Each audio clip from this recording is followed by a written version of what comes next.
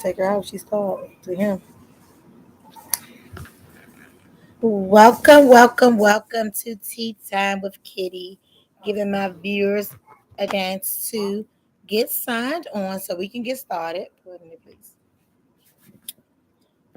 Welcome. It was so great. Hey, Donna, it was so great seeing my family and friends on the past 2 days. As a matter of fact, we got together as a family for the 4th of July. It was good seeing my cousins. They are really increasing the output of support with one another when we're doing events. So shout out to Jessica, who took the initiative to get the whole thing. So shout out to my cousin Jessica. That was on Monday on the 4th of July. And yesterday on the 5th of July, we had several birthdays in our family, right?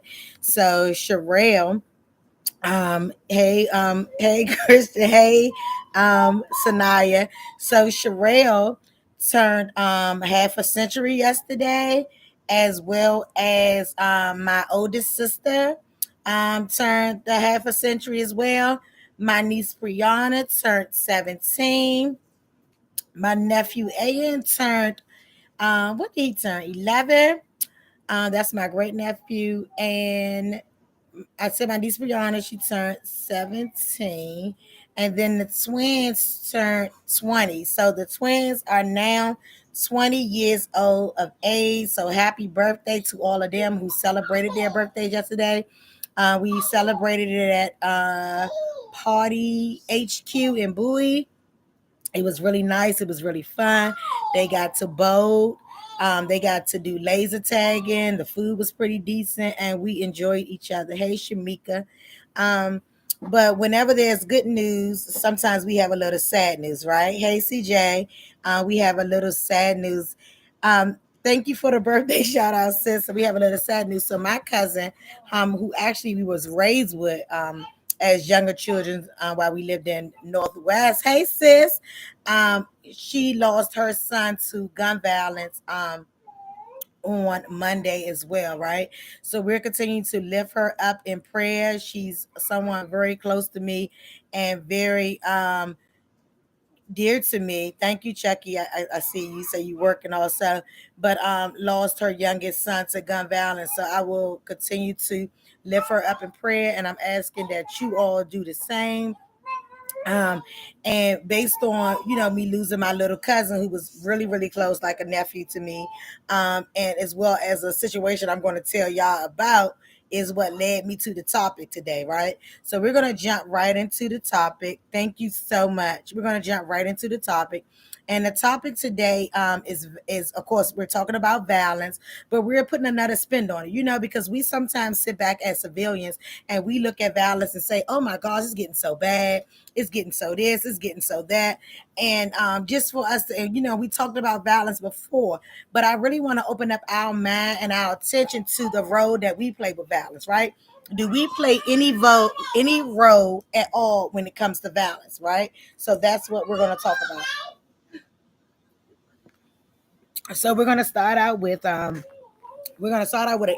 a situation that happened to us just on 4th of July, right?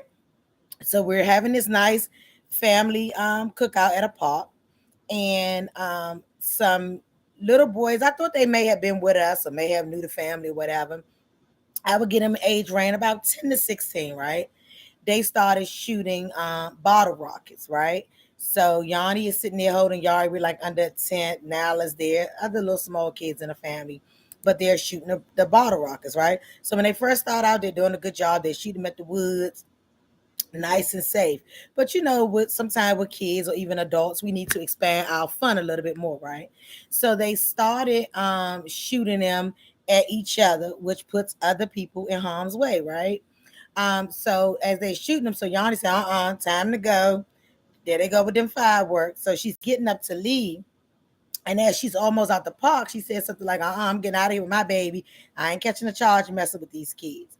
So someone overhears her and starts to say, what you mean you ain't catching a charge? And start running her mouth or whatever. So she happened to be a friend of my cousin that didn't know that we was family. So first of all, so it did kind of de-escalate quickly, but I did give her a message because whenever I have the opportunity, whether someone wants to receive it or not, I'm going to do some teaching, right? Because like I'm a senior woman at this point, right? I consider myself a senior woman, and even when I was younger, I always had something to say.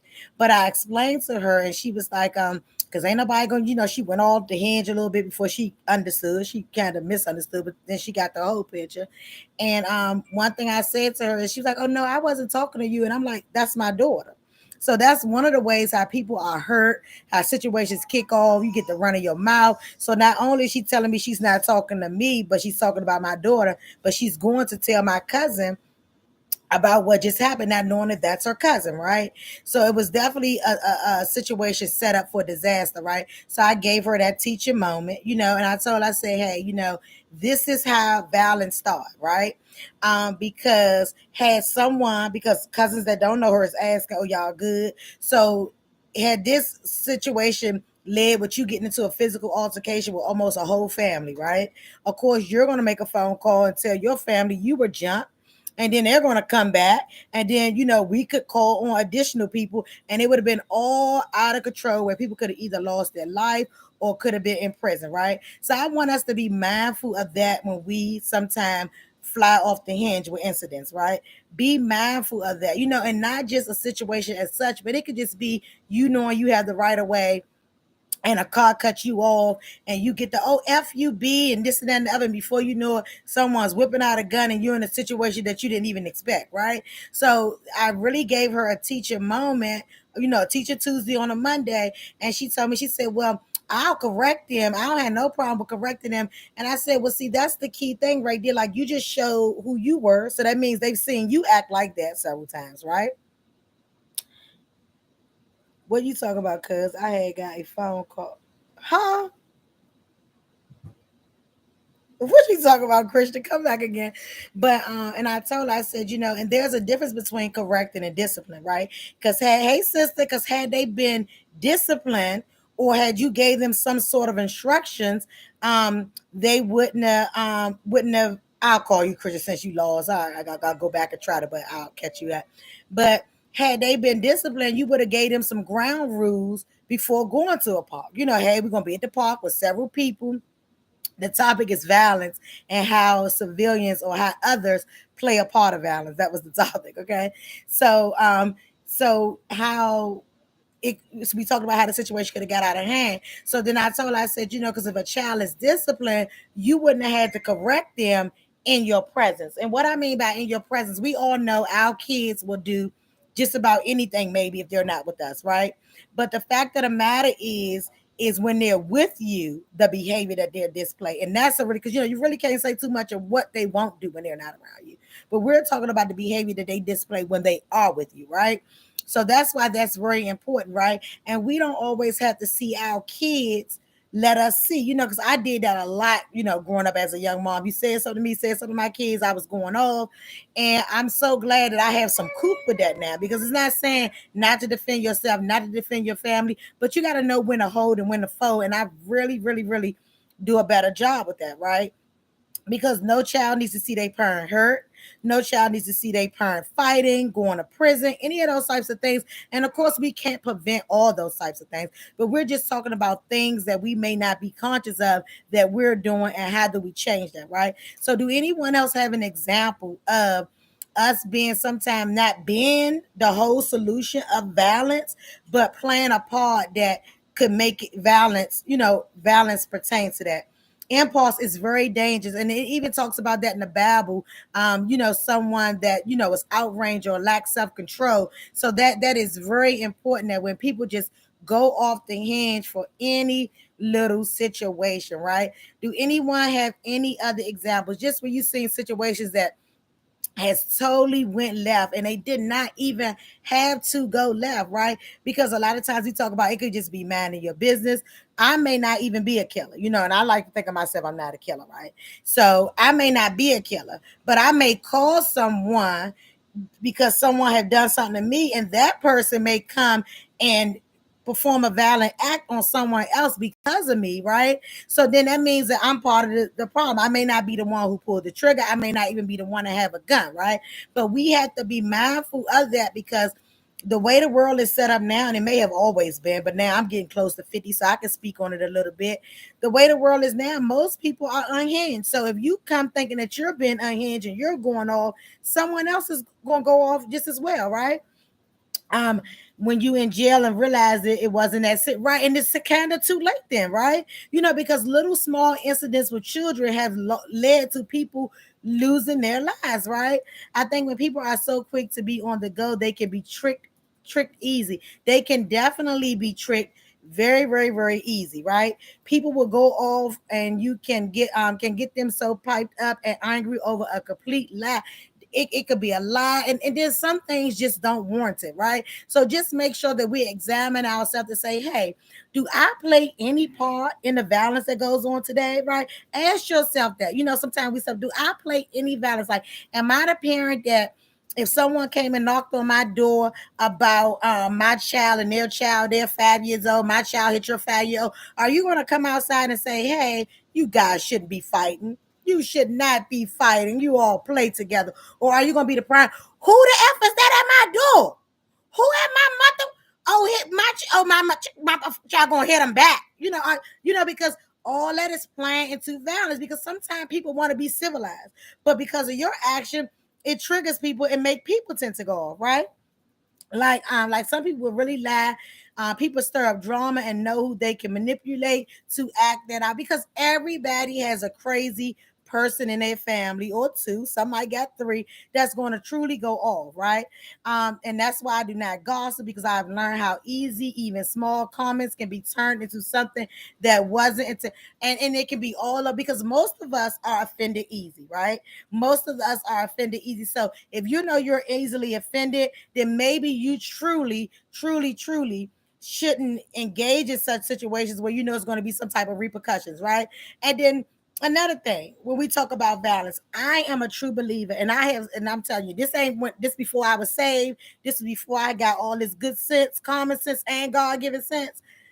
I never allow my kids to be bullies or bullied, and I was never that parent where if you hit my child gonna hit you back. The thing that I got delivered from that I had an issue with, if your child hit my child, I was gonna hit you, right? So that was my biggest issue because I never was a fan of children fighting, right? But some parents taught their children to fight to defend themselves. And I understand that we want them to defend themselves and we want them to learn to fight. But does that even really matter in today's time? Because do people even really fight anymore? And if they do fight, do it really in there? Because I mean, like, you taught your child to fight, someone starts something with your child, the next day with a gun or a knife. So nobody even wants to lose a fight anymore. Like you can't just lose a fight, right? And that's why I stopped talking to most people because a lot of people was putting you in fights, and I would let them. Okay, so now a good point. It's because your emotion clouds your judgment when you're enraged. Excellent, Donald, because of something that someone said about you or some rumors, and this is what gets people killed. Because basic little rumors can get people killed. Fighting is like a VCR. It's definitely like a VCR because you can have hands, and some people would say that they had hands, um, but they don't fight, right? Let's see. You could be speaking about someone, and Amber Rachel said, "I remember we lived in a homeless shelter together, and now she has a great job." And someone could take that to the person, like, "Oh, she said you." And go on, you were in a homeless shelter. So people will take because you get some people that even though people see that violence is, that's why I want them called out today. Because if you know someone like that you can easily risk your life for, and I've said this on the show before, leave them at home. Don't be hanging out with nobody that's hot-headed because it can get you in the accessory charges is real. You can be with someone that likes to tow the car, I'm sorry, tow the gun. They pull your car over, you're the driver, that gun charge can easily go to you. So make sure that part of the way that we can reduce violence is being accountable for self. It's very, very, very, very important that we are accountable for self, right? So if we know certain situations, like if you know if you go in certain neighborhoods, they'll test your gangster. Don't go in them neighborhoods. Just don't go in them, right? Because at the end of the day, unless you're like Mike Tyson or Holyfield, only a few people has really gotten paid for boxing, right? Or really got real big money for being able to punch someone, right? And once you're dead and gone, people may revisit your grave for your birthday. They may even, think of you on your death date. But for the most part, when you're dead and gone, being a hero for someone for something that wasn't even probably a big deal, people lives tend to go on. So I definitely want to make sure we are definitely mindful of that, right? Um, I hate when people act stupid about how violence, especially gun violence, starts. If you know how to fight, people wouldn't use guns. That makes no sense. And I definitely agree with you. I hear that all the time. We need to go back to being able to fight head up. No, we don't. We don't need to go back because honestly, you can take a life fighting. You can punch someone. They can fall a certain kind of way. They can hit their head. We don't need to go back for fighting. We need to go back to reading books, right? We need to go back to reading books. That's if we need to go back anywhere. That's what we need to go back to. Sticking together, Sunday family dinners. Those are some things that's positive that we can go back to. Nowadays, even the person who wins the fight go get a gun. Oh, so they go get a gun if they get it first. It was okay. So they go get their gun in case someone's a sore loser, right? Okay. And one thing I hate is when somebody tell you something else, somebody, and they just believe you. Don't ask you, right? And Yanni touched on that too as well tonight. They don't believe you, and they come in. I know when I used to think I was bad back in the day, before I got some sense, right? And people come in and say, "Oh, such and such a said you said," and I'd be like, "And if I did." That was the ignorant side of me, right? And if I did, I ain't even because if you came to ask me about it. I don't want you asking me nothing because back then I thought I was bad, right? So I ain't even allow you to ask me anything. So my response was, whether I said or not, was if I did, and a whole fight could easily break out because of that, right? And stay away from crowds or events where you're having a bad day. That is so important. You know what? That's the response of the day because misplaced anger causes issue. That is definitely the word. That right there is a nice hot cup of tea for today. If you know that you are in a bad mood, and I'm telling you, it's not even with crowds necessarily. We want to even tap that into being at work. If you know you work for DHS, what is it they have? Office OP, what is it? Oh my gosh, can't get out. Department of Public Works. If you know that you work in some of those jobs where you're going to be in direct contact with customers and you're having a bad rough day, call out sick. You can call out sick. That's part of your mental health. Go ahead and call out sick, right? Because I didn't work with some nasty colleagues, right? And it's really bad because in today's time, if your colleague upsets someone and they go get a gun, your colleague could not even get hit and everybody else could, right? So it's very important that if you know that have something going on, stay home and get it sorted out with you, yourself, and your mirror and work that thing out because that's very important. Because if you're already agitated and you come into a place, I just had a real bad experience with a 311 call, and and if just stay in your space. Um, Harm is harm when it comes to violence. Exactly. The whole DMV needs to be fixed. The whole entire DMV needs to be fixed. They even more scared to fight now. Yeah, nobody wants to fight. And aside from you can't even lose a fight in peace. And maybe that's where some of the violence come from. You can't lose a fight in peace because people record everything. People will record something before they call 911, right? So people will record stuff. So even if I want to pretend, because back in the day, if you lost a fight, you could just say they jumped me, right? But now you can't say they jumped you because they're gonna pull a camera up and say, hey, ain't nobody jump her. She beat her up by herself. And nobody want to be humiliated like that. So right, you can't even lose a fight. So again, avoid fights as much as possible, right? There are too many people of all ages who just react without thinking about the consequences of that. Right? They just go off. But what do you all think? I just want to hear from you. What do you think it stems from? Do you think it's the water?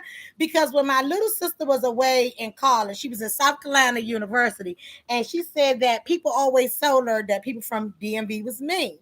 And she said she didn't notice it until being down there for a few years of school and coming back up here and just seeing how the climax changed, right? So we're not talking about crime because I can hear my mom right now saying stuff happening everywhere, Kitty. No, that's not what I'm saying. What I'm saying is in this area, what is making everybody so angry?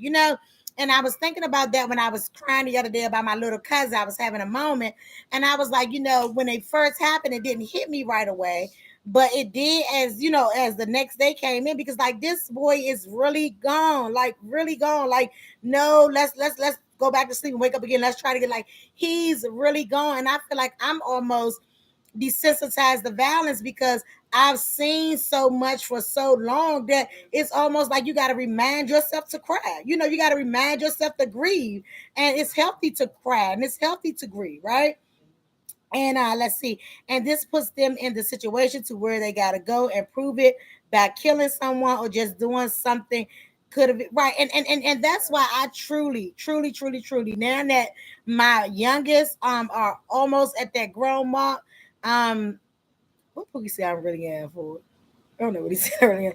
But down the day to go, I want to go back because I think that more interviews need to be done with people, like in prison and things like that. When you go to those classes for, fighting, you need to have a session with someone as to where the fighting led to, right?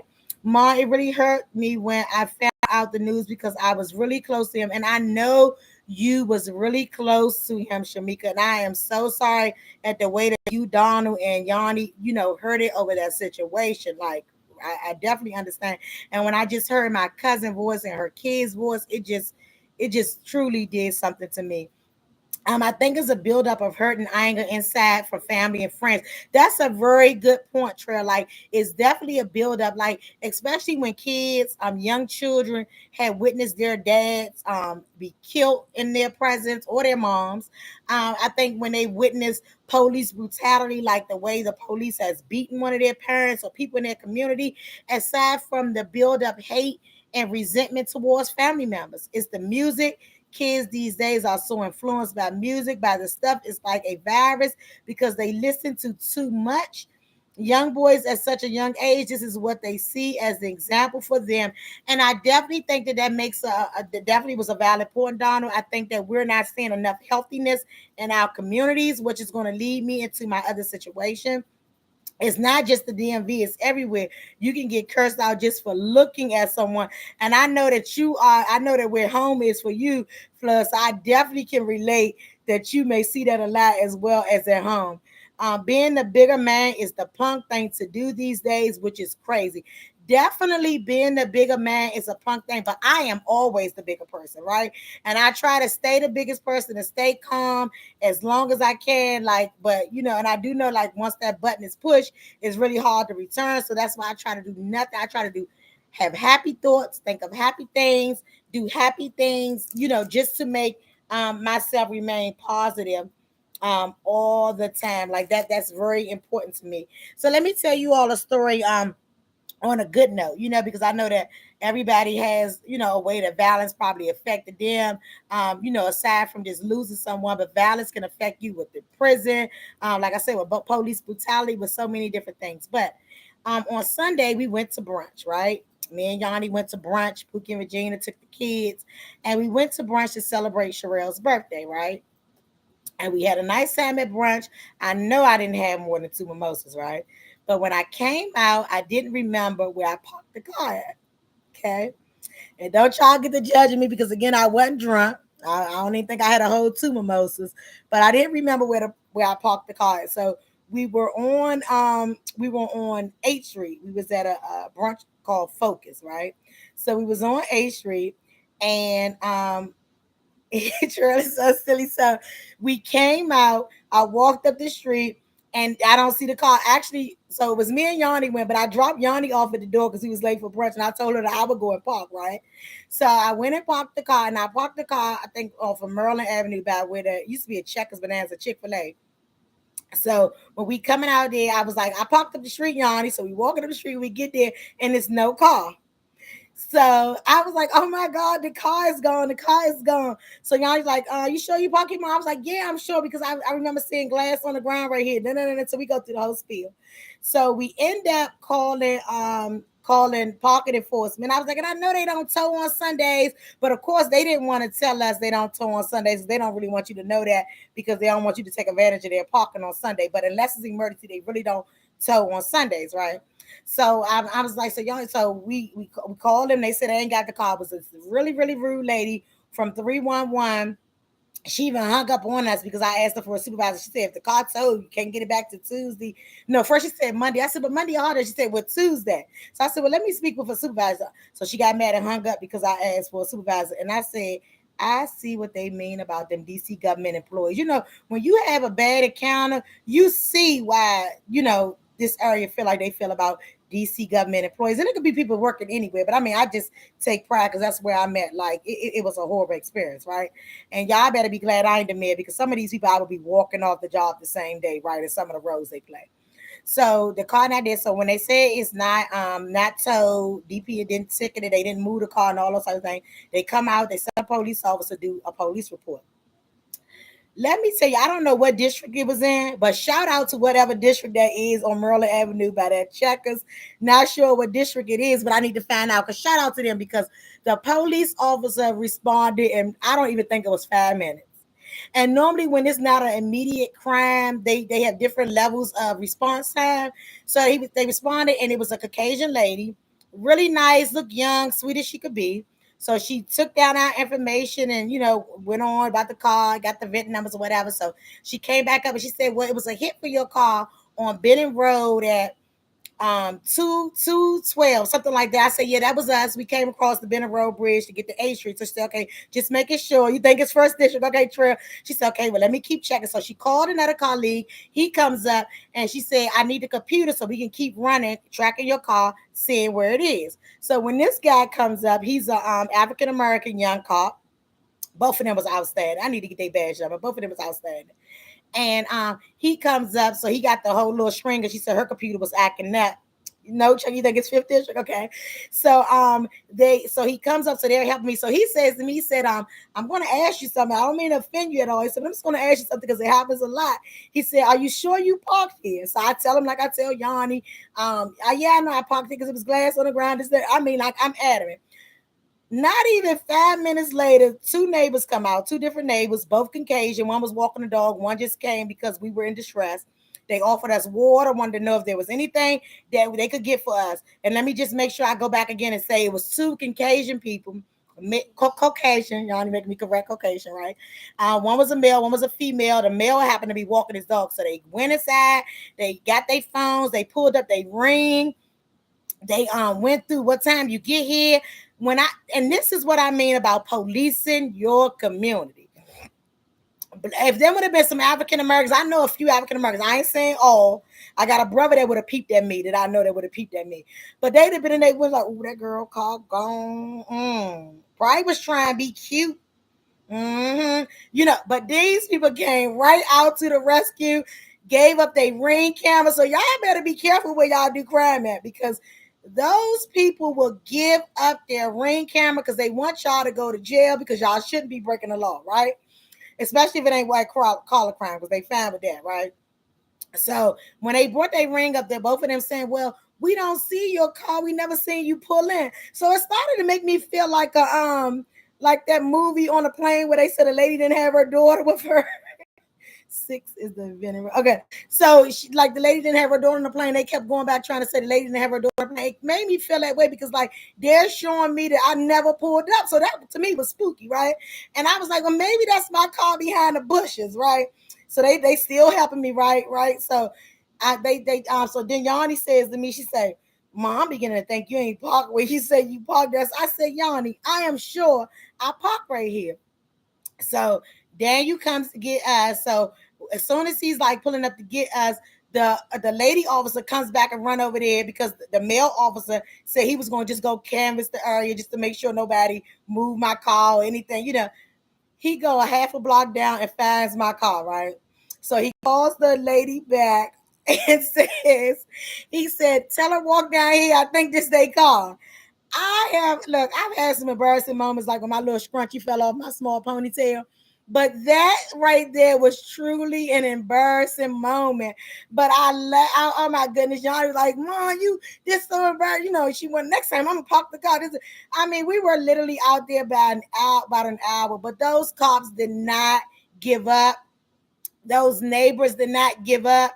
One neighbor even said that he was going to walk down to some other neighbors' houses to see if they Ring camera could get a better view. But that's why I want y'all to know. And I was listening to this show the other day, and they said it on the show as well. I forgot what the name of the show is, Glad TV or something. They were speaking to one of the gentlemen. You are not a snitch if you are a civilian. Patrol. It's okay, glad you. Thank you. So that's what they told me. They say it's okay. People do it all the time. But I was like, I really thought that the car was gone. Yanni was cussing people out, saying what needed to happen to them for stealing the car and all. Oh my God, it was a moment. But I mean, like, even down to them fanning the car half a block down. Thank you, sis. Thank you. And even with them finding the vehicle, like, they did not make me feel stupid or dumb at all. So even though I had that experience with 311, whatever district that is that responded, you rock. And those neighbors in that community, you rock. Because it's easy for us to complain about people, but it's a whole nother situation too, for people to come out and care and support you. So that truly meant, even though we was there a long time, we was hot and all that good stuff, but it really meant a lot. Like, we talking about that around the way.